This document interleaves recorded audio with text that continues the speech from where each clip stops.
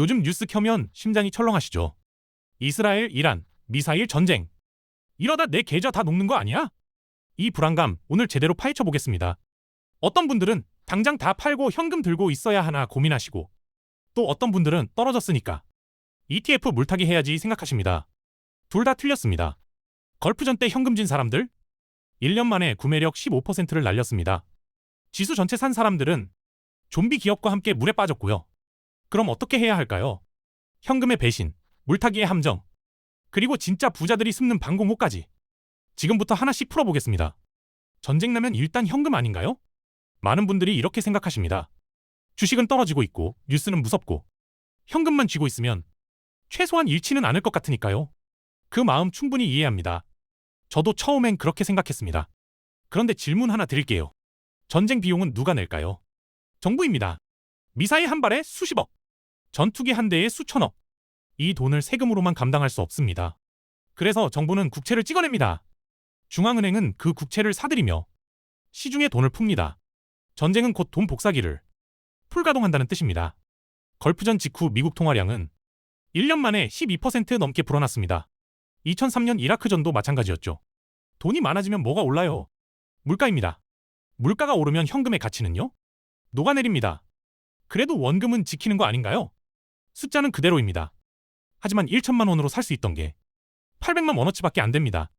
1970년대 오일 쇼크 때 은행에 돈 묶어둔 사람들 10년 만에 실질 자산 절반 가까이 날렸습니다. 숫자는 그대로인데 거지가 된 거죠. 한국 원화는 더 문제입니다. 전쟁 위기에 외국인 자금이 빠지면 원화 가치가 급락합니다.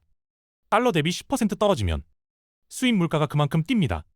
기름값, 밀값, 전자제품값 전부 올라요.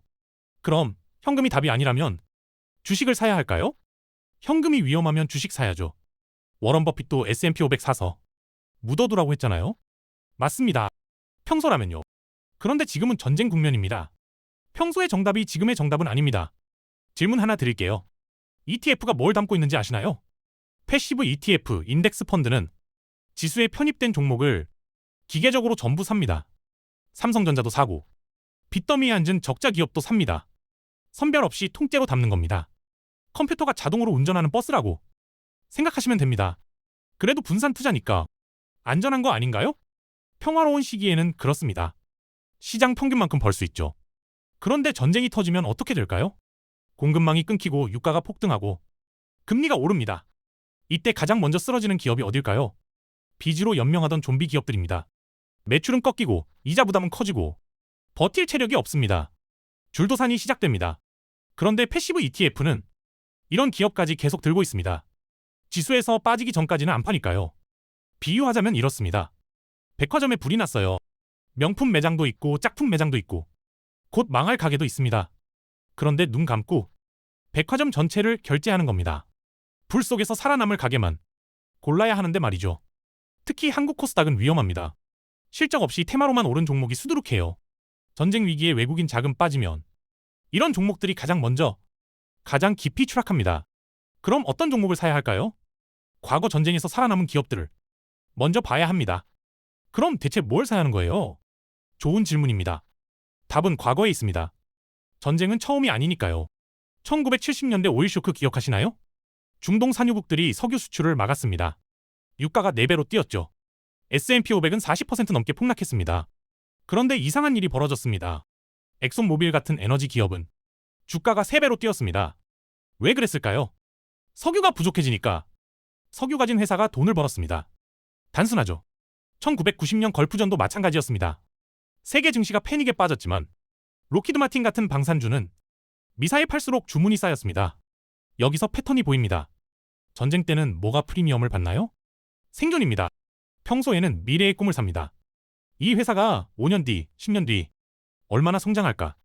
그런데 전쟁 나면 미래가 불확실해집니다. 투자자들은 꿈을 안 삽니다. 당장 현금 버는 회사로 몰립니다. 에너지, 방산, 식량, 전기.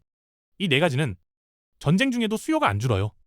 탱크 굴리려면 기름 필요하고 미사일 쏘려면 방산업체가 만들어야 하고 사람들은 전쟁 중에도 밥 먹고 전기 씁니다. 한국도 똑같았습니다. 2022년 러시아 우크라이나 전쟁 터졌을 때 한화 에어로스페이스가 6개월 만에 2배 올랐습니다. 반면 코스닥 성장주들은 20% 넘게 빠졌고요. 그런 종목을 어떻게 찾아요? 저는 전문가가 아닌데요. 방법이 있습니다. 전문가의 답안지를 베끼는 겁니다. 저는 재무제표 볼 줄도 모르는데요. 어떻게 좋은 종목을 찾아요? 걱정 마세요. 직접 찾을 필요 없습니다. 전문가가 이미 찾아놨거든요. 액티브 ETF라고 들어보셨나요? 패시브 ETF가 기계적으로 지수를 따라가는 거라면 액티브 ETF는 펀드 매니저가 직접 종목을 고릅니다. 좀비 기업은 버리고 살아남을 기업만 담습니다. 연봉 수억 받는 전문가들이 매일 분석하고 선별한 결과물이죠. 그런데 그걸 어떻게 알 수 있어요? 여기가 핵심입니다. 액티브 ETF는 매일 보유 종목을 공개합니다. PDF라는 포트폴리오 공시자료가 있어요. HTS나 증권사 앱에서 누구나 무료로 볼 수 있습니다. 전략은 이렇습니다. 성향이 다른 두 운용사를 고르세요. 하나는 가장 보수적인 방어형, 다른 하나는 가장 공격적인 성장형. 이 두 펀드 매니저의 장바구니를 나란히 펼쳐봅니다. 왜 두 개를 봐야 해요? 보수적인 매니저는 불황에도 안 망할 기업을 담습니다. 공격적인 매니저는 위기 속 기회를 잡을 기업을 담죠. 스타일이 정반대입니다. 그런데 전쟁 공포가 극심해지면 신기한 일이 벌어져요. 두 사람이 같은 종목을 담기 시작합니다. 성향이 완전히 다른 전문가 둘이 동시에 비중을 늘리는 종목. 그게 바로 스마트머니가 숨는 진짜 방공호입니다. 삼성전자일 수도 있고 한국전력일 수도 있고 특정 방산주일 수도 있습니다. 오늘 당장 뭘 하면 되죠? HTS 켜시고 액티브 ETF 검색하세요.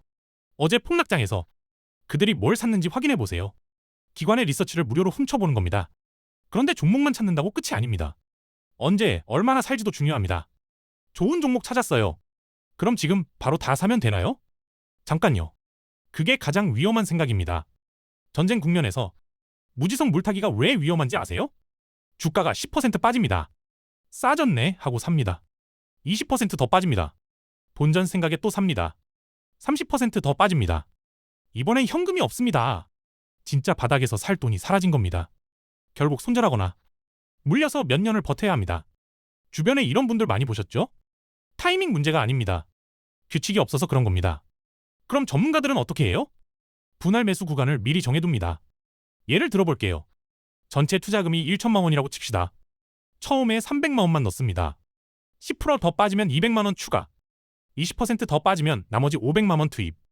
감정이 아니라 규칙으로 움직이는 겁니다. 현금은 얼마나 갖고 있어야 해요? 평소에 주식 80%, 현금 20%로 운용하셨다면 전쟁 국면에서는 주 주식 50%, 현금 50%까지 조절하세요. 현금은 겁쟁이의 선택이 아닙니다. 더 좋은 기회를 기다리는 실탄입니다. 타이밍도 말씀드릴게요. 뉴스가 가장 무서울 때, 미사일 날아가고 최악의 시나리오 쏟아질 때, 그때가 보통 바닥 근처입니다. 공포가 주가에 이미 반영된 상태거든요. 반대로 협상 가능성 뉴스 나오면 이미 반등 시작된 겁니다. 공포에 팔고 안도에 사면 늘 손해입니다. 역발상이 필요합니다. 그런데 주식만 신경 쓰면 안 됩니다. 숨은 복병이 하나 더 있어요. 주식 수익 났는데 왜 손해본 것 같죠? 이런 경험 있으시죠? 수익률은 플러스인데 실제로 쓸 수 있는 돈은 별로 안 늘어난 느낌. 그 범인이 환율입니다. 전쟁 위기가 고조되면 무슨 일이 벌어질까요? 글로벌 자금이 안전한 곳으로 도망칩니다. 미국 국채, 달러, 금 이런 자산으로 몰리죠. 반대로 한국처럼 지정학적 리스크가 있는 나라에서는 외국인 자금이 썰물처럼 빠져나갑니다. 달러 사려는 사람은 많고 원화 팔려는 사람도 많아요. 결과가 뭘까요? 원화 가치가 급락합니다. 2022년 러시아 우크라이나 전쟁 때 기억나세요? 원달러 환율이 1200원대에서 1400원대까지 치솟았습니다. 같은 달러를 사려면 원화가 20%더 필요해진 거죠. 이걸 뒤집어서 생각해 보세요. 전쟁 전에 달러 자산 갖고 있던 사람은요? 가만히 앉아서 원화 기준 20% 수익을 본 겁니다. 아무것도 안 했는데요. 그럼 달러를 사야 하나요? 전쟁 위기가 감지되면 달러 자산 비중을 높이는 게 답입니다. 달러 예금, 달러 MMF, 미국 주식 모두 해당됩니다. 원화가 약해질 때 환 차익까지 챙길 수 있으니까요. 언제 다시 원화로 바꿔요? 전쟁이 끝나거나 협상 뉴스가 나오면 원화가 급격히 강해집니다. 이때 달러 들고 있으면 환차손 봅니다. 출구 타이밍도 미리 정해둬야 합니다. 환율 모르고 투자하면 반쪽짜리입니다. 한국 투자자에게 환율은 선택이 아니에요. 그럼 지금까지 배운 걸 어떻게 조합해야 할까요? 에너지, 방산 사라고 했잖아요. 그냥 계속 들고 있으면 되나요? 아닙니다. 전쟁도 단계가 있습니다. 각 단계마다 돈이 몰리는 곳이 달라요. 생각해보세요. 전쟁 초기에는 뭐가 급해요? 미사일, 탱크, 기름입니다. 그래서 방산주와 에너지주가 가장 먼저 뜁니다. 2022년 러시아 우크라이나 전쟁 터지자마자 한화 에어로스페이스가 급등한 이유입니다. 그 다음엔요? 전쟁이 길어지면 파괴가 쌓입니다. 도로 무너지고 건물 부서지고 공장 멈춥니다. 그럼 뭐가 필요해져요? 재건입니다. 인프라, 건설, 조선 쪽으로 돈이 옮겨갑니다. HD 현대중공업 같은 종목이 뒤늦게 오르기 시작하는 이유죠. 전쟁 끝나면요? 협상 타결되고 평화 분위기 오면 그동안 억눌렸던 소비가 터집니다. 사람들이 다시 돈을 쓰기 시작해요. 소비재, 금융, 여행주로 자금이 이동합니다. 전쟁 끝났다고 방산주 계속 들고 있으면 소외됩니다. 이게 섹터 로테이션입니다. 그 타이밍을 어떻게 알아요? 다시 액티브 ETF로 돌아갑니다. 기관들이 어떤 섹터 비중을 늘리고 줄이는지 보세요. 방산 비중 줄이고 인프라 비중 늘리기 시작하면 신호입니다. 뉴스보다 포트폴리오가 먼저 움직입니다. 예측하려 하지 마세요. 추적하는 겁니다. 스마트 머니가 어디로 이동하는지 따라가면 됩니다. 자, 이제 정리해볼까요?